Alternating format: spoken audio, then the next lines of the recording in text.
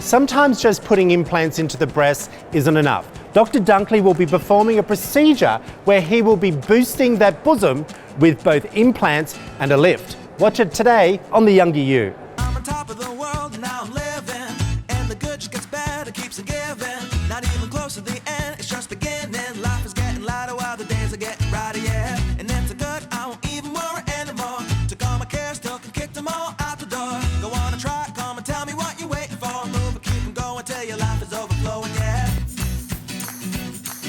Welcome to The Younger You. Today on the show we're talking all about breast lifts with implants. Now, new statistics from the American Society of Plastic Surgeons show breast lifts have grown 70% since the year 2000 and breast implants have grown 35%. Here to discuss these procedures with me is Dr. Dunkley, who is a fellowship-trained cosmetic surgeon. Thanks for being here, my friend. You're welcome. Dr. Dunkley, I just want to get something across the line to begin with. Okay. Is it common practice to have a breast implant when you have a breast lift, and why is it best to do them at the same time? Actually, a lot of physicians will do them at different times. They'll do a lift first and then put implants. On separate days, you mean? Yes, in separate surgeries. Why is that? Why? Because we've always been told if you're already going under, why not have it all done at once? Well, and that's why we do it together, is because most patients would rather get the surgery done at one time.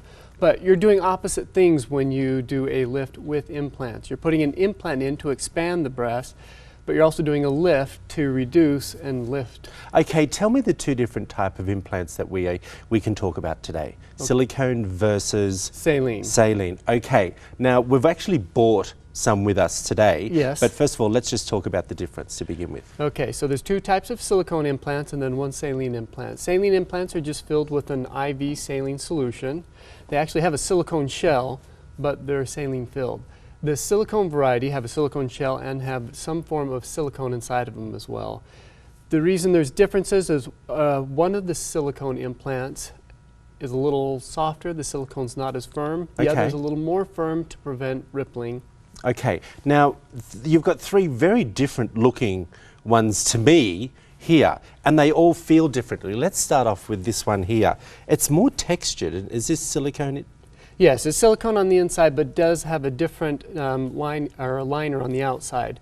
So a textured liner is designed for the patient's body to come right down and attach to the texture to keep the implant relatively immobile. Okay, and it doesn't look round. It almost looks like a tear shape. Yes. Or am I seeing things? Nope, it's teardrop shaped. Oh, okay. So the silicone is so firm, if we made it round and a patient stood up, it would be obvious that they had a round implant. So with the more firm silicone, they make them teardrop shaped so that it looks more natural. Oh. Both lying and standing. I have to say to you, feeling them, they're very heavy. Yes, and they are. Like when I say that, I think to myself, if you're going to go bigger and bigger in size, so what size is this? It should say on the back. So oh, that right, one okay. is a 350cc implant. Is that big? That's kind of right in the middle. Okay, medium. that's the average type that most women would be getting? 350 to 450 is probably the most common range. And so this one feels completely smooth. Tell me the difference. Why is one smooth and one is textured? Does it give you a different look? Does it give you a different feel? So it provides a little different sensation in the implant, or a little bit different property in the pocket. That's probably the best way to say it. So this smooth implants can actually move around a little bit inside the pocket. And you usually want the pocket that forms around the implant to be just a little larger than the implant so that they're smooth and soft. Okay, now I've noticed on here there's these little bumps and at the back. Do you feel that through the breast tissue itself? Almost never. If a patient is really thin, sometimes you can feel that right through the breast tissue. And once or twice I've had patients where they can actually see it. So on the saline implant, this is the fill valve right here. Yes. And when we pull this little piece out, there's actually a one-way valve that we can put a little attachment tube to, and we use that to fill the implant. So these are empty when we put them in, and we fill them in place. I had no idea. I was going to say, why do you need to have something that you can... I was thinking in my mind, if a woman changed her mind, you could go in and expand it and make it bigger, instead of replacing the implant. Right. That's not the case? No, they give us a range, so you can go up about 50 cc's or down 50 cc's. That's usually not enough to make a big difference size-wise on a woman. Okay. It might help to even out some differences, but if you really wanted a bigger size, you usually have to go with a bigger implant because the shells are only so big, and if you put too much fluid in, it expands it round like a ball. I got you. Okay, now you said something very interesting which I want to pick up on, and you said that they go in empty.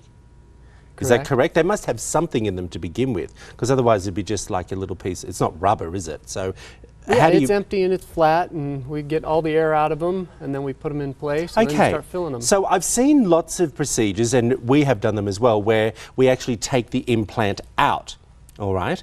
Why can't you empty the implant whilst it's in, like drain it out and then take it out? Because it looks quite hard to take it out when we see that procedure being done. Usually it's a little difficult to find this valve and get the fill tube hooked up to it. Okay, I have so many more questions too, but we've got to go to break. Thank you so much. Coming up, we'll learn more from Dr. Dunkley about the breast lift and implant procedure he'll be performing before we talk to our patient, Rachel. Looking for the perfect beauty product? Each week, The Younger You highlights a standout product in the health and beauty industry. Head over to theyounger.you.tv and check it out. Love to hear your comments. I'm here with Dr. Dunkley, and we are talking breast augmentations today. Not necessarily a new procedure, and many are familiar with this type of surgery. But I wonder what has changed, if anything, in how you perform them. Dr. Dunkley, I wanted to ask you a question regarding placement and how you actually put the implant in. Now, we have seen them go underneath the breast line. I've also been told, we haven't done it on our show, that you can go from under the armpit. A girlfriend of mine had that done, and I meant to ask her why there. Because I'm thinking, if you did it from here, does that mean the breast implant would be further to the under armpit? Silly question, maybe. Well, it could be. Sometimes it's a little more difficult to do it through the armpit because you don't want to leave a wide tract so that the implant can migrate a little up and out. Well, that's what I've thought, because I have to be honest with you, a lot of implants that I see on women, and as the implant gets older as such, so several years, they seem to either separate and they have a lot more cavity in the middle, or they seem to get higher. And I don't know why that is. The separation can happen just because breasts are heavy, and with time they tend to stretch a little bit to the sides, so you can get a little bit more separation. They shouldn't really get higher unless you're getting a capsular contracture, which is just a thickening of the scar tissue around the implant. But sometimes the pocket doesn't move, and so the implant will stay in one position where the natural breast tissue will start to sag, and so it may look like the implant is higher. Dr. Dunkley, now we've seen a show called Botched. Everyone loves that show, and we see surgeries go wrong. Correct. Okay, where do you prefer to put the implant, underneath the muscle or above the muscle? I prefer to go under the muscle. Okay. There's a couple of benefits of that. There's more of you concealing the implant, so it's going to look and feel more natural. Got you. It also provides a little bit more support for the implant, so we're less likely to get drooping. So it gives you a better shape. And then there's some statistics that show it may improve or decrease the rate of capsular contraction. Interesting. Let me ask you a question that a viewer wrote in. Can breast implants make breast cancer more difficult to detect? Interesting question. Yeah, and it shouldn't delay diagnosis or detection. You will find on the mammograms they can't just do the standard 2 views. Instead of 2, they sometimes take 3 or 4 views to make sure they see all the breast tissue. Should you ask for that if you go in for your mammogram? Should you say, look, I know you normally do the standard 2. It'll make you sound very professional, but I need 4. Oh, the techs know. They always ask if you have implants. Okay. So. Do you think having an implant, in your professional opinion, for a woman is more about self-confidence, or is it just purely cosmetic? It's all about self-confidence. Most women come in and say, I want to look like I did before I had children. I want to feel more comfortable in my own skin, and that's my goal. All right, got you. I want them happy in their own skin. It's time to flick over to Rachel to find out why she felt she needed a breast augmentation, and watch as Dr. Dunkley performs this amazing procedure. My name's Rachel and I'm 22. I'm getting a breast augmentation and a lift. Hi Rachel. Hi. How are you? Good, how are you? I'm doing well. Good. So are you ready for your big adventure? I'm ready. Okay. So we're doing breast augmentation and a lift. Okay, good. And we're doing the silicone implants, right? Yes. All right, so we've got our saline implants here. This is the new style gummy bear, is what everybody refers to them. It's actually highly cohesive silicone. And then of course our standard silicone, which it's still our #1 implant just because it's the softest, feels the nicest. I got out of a bad relationship 2 years ago, and so those past 2 years I've just been focusing on myself and my health. And I weighed probably 40 plus pounds from where I'm at now, and so I lost a ton of weight. And then this is just something I want to do because I feel like I deserve it for myself. Okay, so any questions for me? I don't think so. All right, well then I have a few for you. First of all, what size did we decide on? 450. I think, yes. That's exactly right. Okay. Which means when we put them in place, we told you this, that they look a little bit smaller than when you're trying them on in a bra than they do when they're under the skin and the muscles. So that means you probably like the look of a 400, and we decided to go up about 50 cc's so that we would get the same look when they were inside of you instead of inside the bra. High school was just not super healthy eating habits. It wasn't anything crazy or bad. It just wasn't, I wasn't taught good eating habits. So then I got into a relationship right after high school where you get super comfortable in the relationship and you just stop doing things totally for yourself. And then getting out of the relationship, I just focused on myself and my health and lost the 40 pounds. And then, like I said, your breasts are the first thing to go, and it's dramatic. It doesn't change with your body. My nurse will be in to chat with you. And after she's seen you, we should be about ready to go. We'll get you into the operating room and get you to sleep. Yay. After the commercial, let's check back in with Rachel to find out a little bit more why she felt she needed these 2 procedures done. Closed captioning for The Younger You is brought to you by Mindful Medical. Like us on Facebook for updates on the show and how to join the Younger You conversation. The following footage contains surgical procedures. It may be too graphic for some viewers. I had several friends who went to Dr. Dunkley, and they were all super happy. I've had friends that have had breast augmentations done before from other doctors, and they're going to him to have them fixed.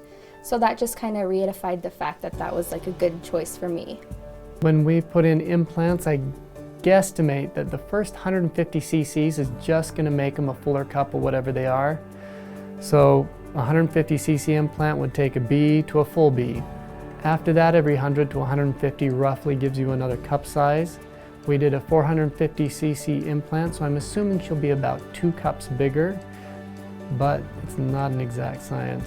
Sometimes there's a little guesswork involved. And everybody's a little different too. People start out with a little more or a little less. They may be a little broader chest, a little narrower. So it depends on the patient too.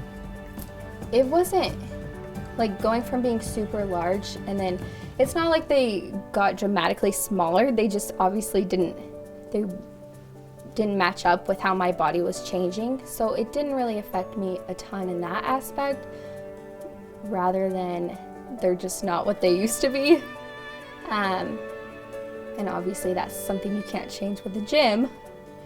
When we're in surgery, we just usually make the incision about 4 to 5 centimeters long, and then through that centimeter or through that length of an incision, I can insert almost all implants, unless you get into a really big silicone implant. My friends and family support it just because they've seen how much time and energy I've put into working out and eating healthy and changing my life, that they think it's a good decision. I just want them to be proportionate to my body. I just want to feel good about myself and not really have to worry about that. After putting so much time and effort into my body, what I can physically do, this is just kind of something that's beyond my control at this point. I've lifted up the pec muscle. There's a really nice space in between the pec major and the pec minor, and that's where we put the implant in. I'm going to go up to the top of my marking on the top of the breast here and over to the center. Make the pocket large enough for the implant. So as we're making the pocket, I'm constantly checking it with my finger, and if it gets too deep for my finger, I'll check it with the instruments to make sure that we have the pocket the adequate size, and I'm usually going by the lines I made in the preoperative area as far as determining where the pocket needs to be. I don't really have any fears going into the surgery. I'm really confident in the doctor I chose and the procedure I'm getting done. I've met with Dr. Dunkley and his staff 3 times now prior to my surgery. They've answered all my questions. They've given me tons of information that I can use, and I just feel good about it. So this thing has a really slick membrane on the inside.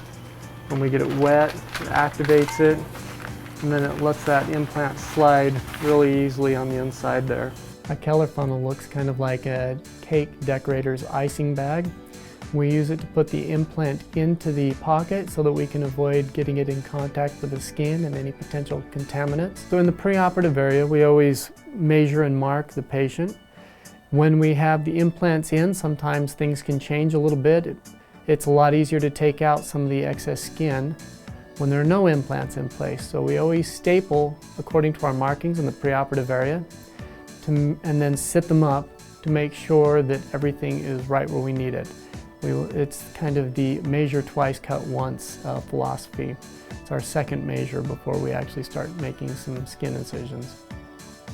I would just make sure that you're doing it for the right reasons. It's something that you will benefit from. You yourself are going to feel better from it, not because your boyfriend or your husband or someone wants you to get it done, but that's something that's just going to make you feel more confident and just enjoy yourself more. It's common to combine a breast lift with augmentation. A lift alone will typically make patients a half cup to a cup smaller when we repackage the breast tissue, even though I'm just removing skin on the lift. So often we'll put implants in with the lift so they can maintain their size or even be a little bit bigger and get more upper breast fullness. Naturally, breasts always lose the most volume on the top and you get that scooped out look, and implants, even better than anything else I can do, will help get a nice round contour up there. An augmentation alone is definitely an easier surgery than the lift surgery, and there's less incisions. Surprisingly, the recovery is not too different because most of the pain actually comes from the implant portion of the surgery. We can do a lift alone, and pain-wise, patients feel pretty good. Although the incision's definitely longer, and therefore the bigger the incision, the more there is to the healing time. People say that all the time, that you're too young or you should wait till after you have kids, but sometimes those are things that are out of your control that you can't exactly plan for when you're going to have kids, if you're going to meet someone. So my thoughts on it is, I'm young, I've worked really hard for the body that I have now, and I want to do it for myself. When we get back, I'll be sitting down with Dr. Dunkley to discuss how he thinks the surgery turned out. We figure out if they need a lift by where the nipple sits in relation to the crease under the breast. So once the nipple is below that crease under the breast, we think about a lift.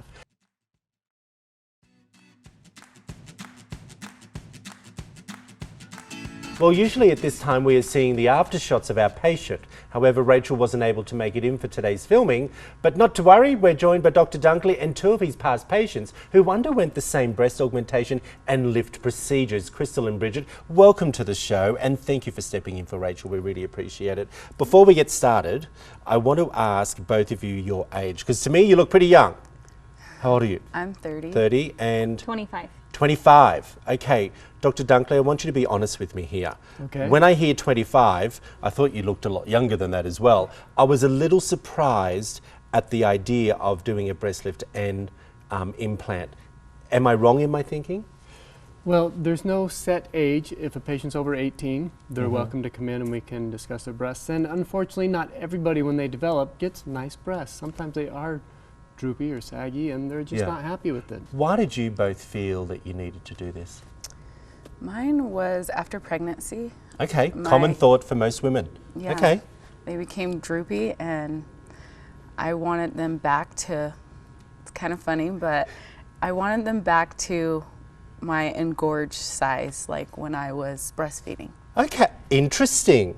Is that a common ask? So when you're fully fledged breastfeeding, you loved that size that you had? I got a lot of compliments. A lot of people said, wow, Crystal, your breasts are so big. And I was like, yeah.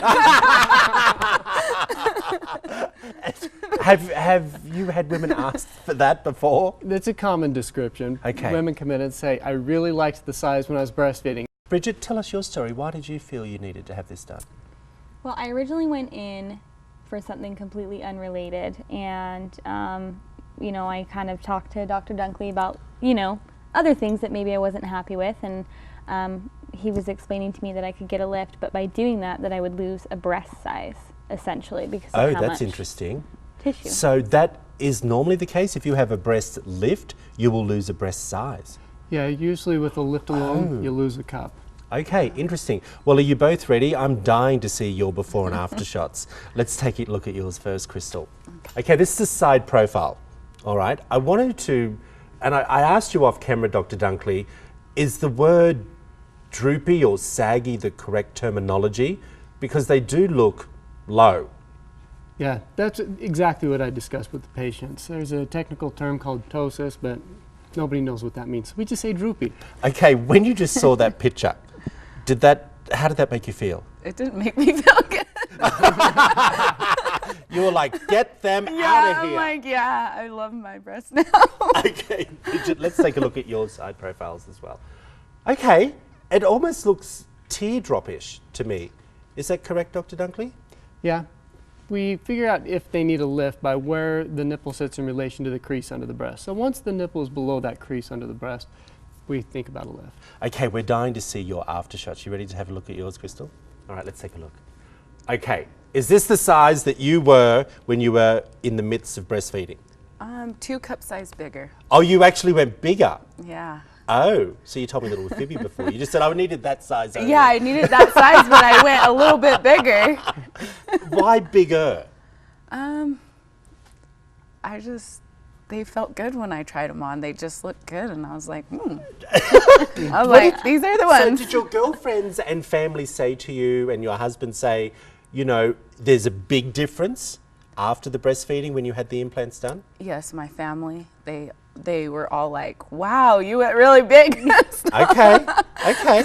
Well, I have to say it's in proportion for your body. Yes. Like, from an outsider, when I say this, you don't look overly exposed or you don't look too big.